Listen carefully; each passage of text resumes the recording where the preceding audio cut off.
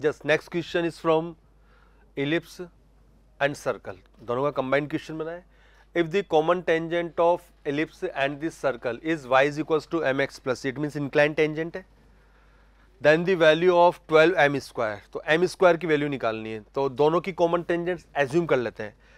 So equation of tangent to this ellipse in slope form. Okay, so y is equals to mx plus minus square root of a square m square plus b square. ऐसे standard circle के लिए अगर अपन देखें तो tangent की equation y is equals to mx plus minus a square root of 1 plus m square. Here a is the radius of the circle. अब यहाँ पे कंपेयर करके वैल्यू निकालते हैं. तो यहाँ से जो इलिप्स की टेंजेंट की equation y is equals to mx plus minus square root of कितना हो जाएगा यहाँ पे 16m square plus 9. Here y is equals to mx plus minus a is equals to 2 square root of 3 square root of 1 plus m square. Okay, these two tangents are common. if the common tangent, तो common tangent, इसकी tangent ये मान ली, इसकी tangent ये assume कर ली, ये common tangent है. common tangent है तो these two equations are identical, तो coefficients का ratio equal होगा. so basically y equal to mx यहाँ पर है. तो next conclusion अपन क्या कह सकते हैं, this implies 16m square plus 9 is equals to 12 plus 12 m square. हमें जो वैल्यू निकालनी है वो वैल्यू कौन सी है, 12m स्क्वायर है. सो दिस इम्प्लाइज, इसको इधर शिफ्ट किया अपन ने, तो यहाँ से कितना हो जाएगा 4m square is equals to 3. So 12m square किससे मल्टीप्लाई किया अपन ने 3 से, this is equals to 9. So answer will be third option, 9 is the correct answer. Now move on next example. This is from indefinite integration. Integration of this function is equals to gx plus c, where c is the constant of integration as usual. All questions are memory based. Students ने जिस तरीके से हमें बताया as it is हमने उन questions को लिया है. Options जो हैं वो थोड़ा बहुत 19-20 हो सकते हैं, options हमने थोड़ा बहुत adjust किया हुआ है, but final answer तो एक ही आना है. Options, गलत options तो किसी भी तरीके से predict किए जा सकते हैं, ठीक है. So we have to calculate g of 1/2 in this question. First of all numerator में से रूट हटाते हैं, तो थोड़ा सा कैलकुलेटिव है बट कैलकुलेशन कर सकते हैं. I is equals to integration of 1/x, this is 1 minus x upon square root of 1 minus x square and dx.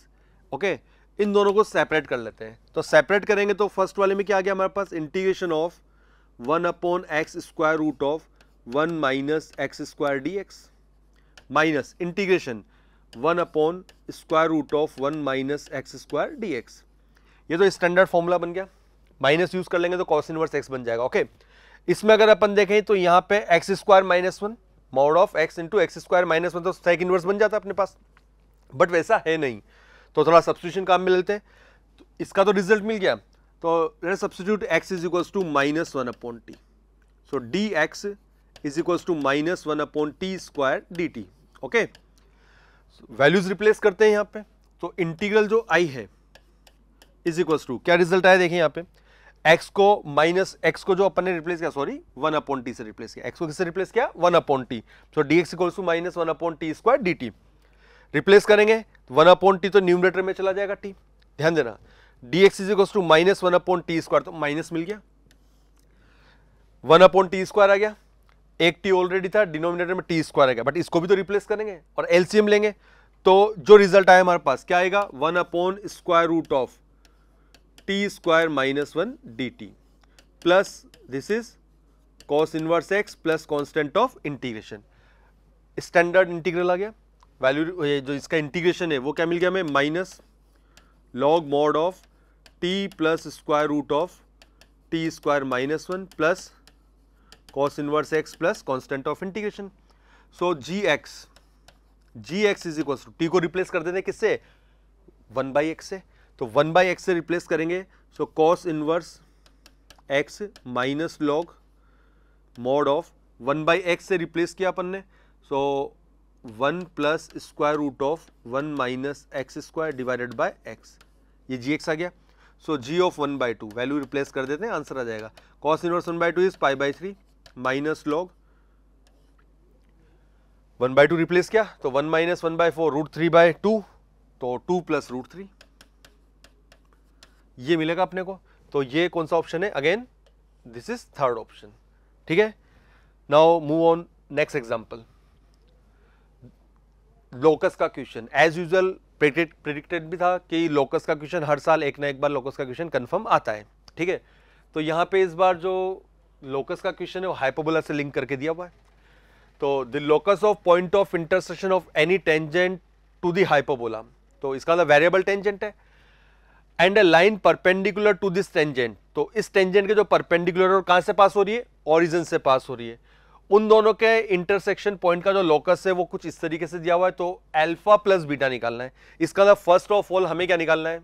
Locus की इक्वेशन निकालना है, उसको इससे कंपेयर करके अल्फा और बीटा निकालना है। ओके, अब हाइपरबोला का रफ डायग्राम अगर अपन ड्रॉ करें तो कुछ इस तरीके का डायग्राम आ जाएगा हमारे पास। ये मान लेते हैं फर्स्ट ब्रांच है इसकी and this is second branch. अब इसके किसी पॉइंट पे एक वेरिएबल टेंजेंट ड्रॉ कर देते हैं। इसके परपेंडिकुलर लाइन जो कहां से पास हो रही है? रेफरेंस पॉइंट से। जिस पॉइंट का लोकस निकालना है this is point P. Okay, अब यहां पे कैलकुलेशन वाला पार्ट है, परपेंडिकुलर आ गया। इसका मतलब इस हाइपरबोला जो है, इस हाइपरबोला की टेंजेंट जो है अपन स्लोप फॉर्म में रिप्रेजेंट कर देते हैं। तो अगर इस टेंजेंट का स्लोप मालूम है तो इसके परपेंडिकुलर लाइन का स्लोप मालूम है। कहां से पास हो रही है? 0,0 से। So equation of tangent to this hyperbola in slope form, so y is equals to mx plus minus square root of a square m square minus b square. तो a square is 16, m square minus 4। Okay, ये आ गया। अब इसके perpendicular line, हमें इस point p का locus निकालना है जिसको क्या मान सकते हैं? h कोमा के, ठीक है। तो ये जो लाइन है h कोमा कैसे पास हो रही है? h कोमा कैसे पास कराएंगे तो क्या मिला हमें यहाँ पे बताइए? k is equals to m h plus minus square root of 16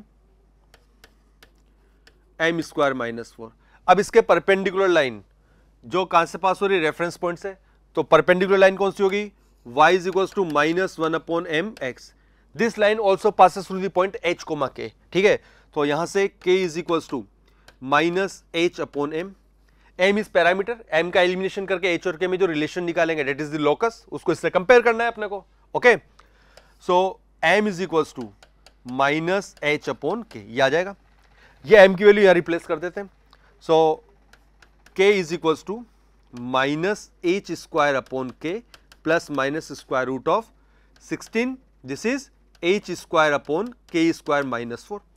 अब इसको थोड़ा सिंप्लीफाई करते हैं। दिख भी रहा इसका होल स्क्वायर है,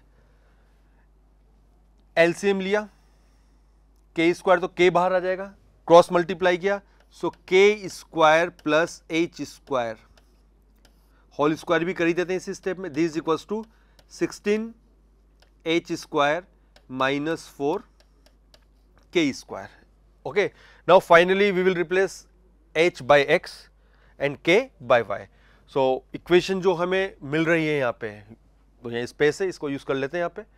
सो x square plus y square whole square is equals to 16x square minus 4 y square. So value of alpha, alpha is equal to 16 and beta is equals to 4 minus 4। तो alpha plus beta is equals to 12, ठीक है। Normal question था, अच्छा question था। Area bounded between the curves, area का question आ गया। यह भी पैराबोला है और यह भी पैराबोला की इक्वेशन है। इसकी वर्टेक्स 0,0, इसकी वर्टेक्स 3,0 है। तो सबसे पहले रफ डायग्राम ड्रॉ करेंगे, क्योंकि जब तक रफ डायग्राम नहीं बनाएंगे तब तक अपन कैसे लिखेंगे लिमिट को, किस तरीके से लिखेंगे, श्योर नहीं होता। तो सबसे पहले रफ डायग्राम ड्रॉ करते हैं। ये x डायरेक्शन और ये y direction. y square is equals to 8x। Suppose ये इसका डायग्राम आ गया। ये जो पैराबोला लिखा हुआ है इसको अपन ने ऐसे लिख दिया, y square is equals to minus 16 multiplied by x minus 3। तो वर्टेक्स इज 3,0, लेफ्ट ओपन आ जाएगा। तो x इक्वल टू 0 पे y की वैल्यू 48 प्लस माइनस, तो रफली मान लेते हैं ये ऐसा डायग्राम आएगा। This point is 3,0। तो area bounded between these two curves, तो एरिया कौन सा होगा? ये जो शेडेड रीजन है, कंप्लीट एरिया अपने को कैलकुलेट करना है। अब यहां पे x के रेस्पेक्ट में भी इंटीग्रेट कर सकते हैं, y के भी, जो कन्वीनियंट लगे, दोनों में से किसी के भी रेस्पेक्ट में कैलकुलेट किया जा सकता है। तो फर्स्ट ऑफ ऑल ये जो एरिया है वो वाला एरिया ये भी आएगा, ठीक है। तो इसको निकाल के ट्वाइस कर लेंगे। तो ये जो पॉइंट है, suppose this is point A and this is point B, दोनों के y कोऑर्डिनेट तो अपोजिट साइन के होंगे, x कोऑर्डिनेट दोनों का सेम आएगा due to symmetry of the curves. Simplify कर लेते हैं यहाँ पे। So 8x is equals to 48 minus 16x, ठीक है। इसको इधर लेके आ गए तो 16 plus 8 24, x is equals to 48, so x is equals to 2. This implies y is equals to x equal to 2, y equals to plus minus 4. So this point is 2,4. इसी से काम चल जाएगा अपना तो, और y के रेस्पेक्ट में करते हैं यहाँ पे। सो रिक्वायर्ड एरिया, ध्यान देना, required area is equals to twice integration 0 to 4, right curve minus left curve. ये जो कर्व है, इस कर्व की इक्वेशन क्या मिलेगी हमें, y square upon 16 3 minus is equals to x, ये आ जाएगा हमारे पास x in terms of y, ठीक है। तो minus y square upon 16 plus 3, तो right curve minus left curve 3 minus y square upon 16 minus left curve is this, इसकी कर्व की इक्वेशन वाई स्क्वायर अपॉन 8 और dy, और ट्वाइस कर दिया जैसा ऊपर वाला एज इट इज नीचे वाला। तो इसको इंटीग्रेट करेंगे तो हमें रिजल्ट मिल जाएगा विच विल बी 16। कैलकुलेशन आप अपन इजीली कर सकते हैं। Next example, fx is equals to x minus 1, domain and codomain are given. gx का जो डोमेन है -1 एंड +1 इंक्लूड नहीं है, ऑब्वियस था नहीं होगा। Then f of gx is, तो कंपोजिट फंक्शन जो f ऑफ gx आएगा उसका क्लासिफिकेशन करना है, ओके। 1 1 many 1 into on 2, या इंजेक्टिव सब्जेक्टिव नेमिंग कोई सी भी हो सकती है, बट अपन ने स्टैंडर्ड नेमिंग के ही ऑप्शंस रखे हुए हैं। सो f ऑफ gx, तो f of gx is equals to, ठीक है, f ऑफ gx निकालेंगे तो f के अंदर जहां जहां पर भी फंक्शन है, क्या लिखा अपन ने, gx minus 1, where domain r है तो लिखने की जरूरत नहीं है, ऐसे चलते हैं अपन। अब आगे बढ़ते हैं अपन इसमें।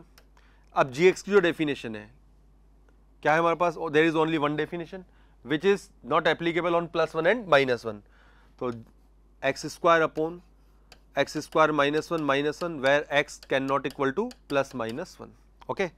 और सिंप्लीफाई किया अपन ने, so this is 1 upon x square -1 when x is not equal to +-1। This is the composite function f of gx, this is even function. कौन सा फंक्शन आ गया, इवन फंक्शन आ गया।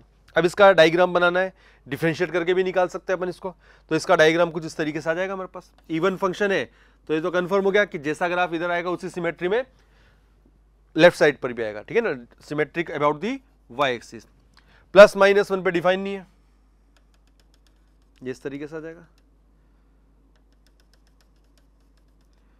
ठीक है। या फिर हम x स्क्वायर -1 का ग्राफ बनकर रेसिप्रोकल भी बना सकते हैं, तो इसका ग्राफ कुछ इस तरीके से मिल जाएगा, x equal to 0, y is equal to -1, ठीक है।